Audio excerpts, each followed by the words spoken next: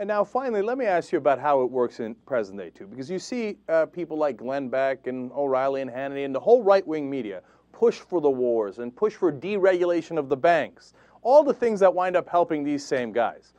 So, to put it in a kind of a funny way, do you think that they're in on it? I don't know. I don't think they're directly in on it, but I think that the higher-ups are in on it. These are just the mouthpieces.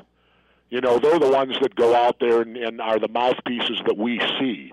But clearly, I know, because when I had my short-lived thing with MSNBC, my biggest fight with them was they were telling me what subjects I had to cover.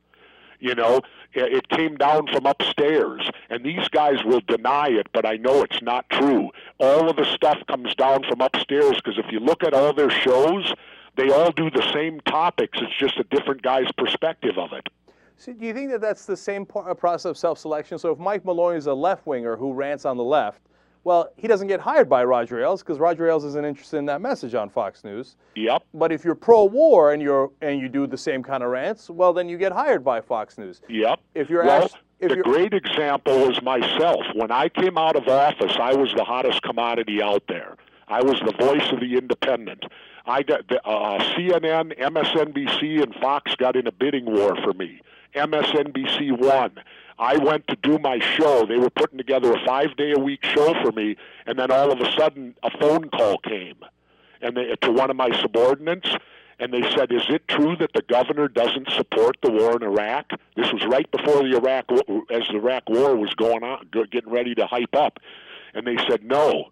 There was a deadening pause at the other end. They said, "Does New Jersey know about this?" And the person said, "I don't know." And then they said, "Is there a chance he'd change his mind?"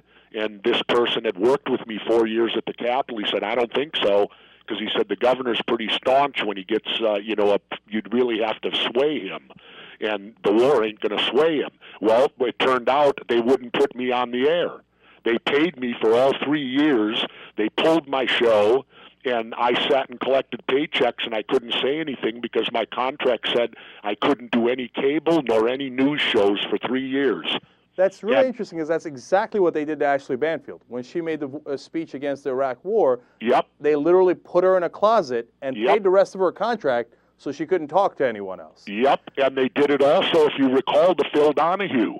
That's right. They had just hired Phil. Phil was their highest-rated show, and they pulled him. Have you ever heard of a network pulling its highest-rated show? Never. And remember, this was at the time that MSNBC was trying to be Fox Light. They weren't liberal like they are now. Right. So, I remember they put out a story at the time saying that you want to do the show from Mexico, and that's why they didn't want to do it. That's a complete lie. All I did was I said I wanted to do the show from Minneapolis and my reasoning was this: not only was it my home and I didn't want to relocate and I had the power to do it, but second, I told them, look, all these shows take place on the East Coast and the West Coast. Why not get a Midwestern perspective for a change? So, but then what happened there? Because, MSNBC... They wouldn't put me on because of my opposition to the Iraq War. I hear you, but so then MSNBC, you think, is not putting you on and not putting all those people on because they're against the Iraq War, but now their prime time, at least, not their morning, but their prime time is progressive. So what do you think changed? Ratings. They finally realized they were never going to beat Fox. So then they made it. Well, if you saw, when Keith Olbermann first came on, he was conservative. Then all of a sudden he made a about face 180 degrees and became a liberal. I'm sure he would contest that. Well, he might contest it, but at the moment he was hired, they were still a conservative station.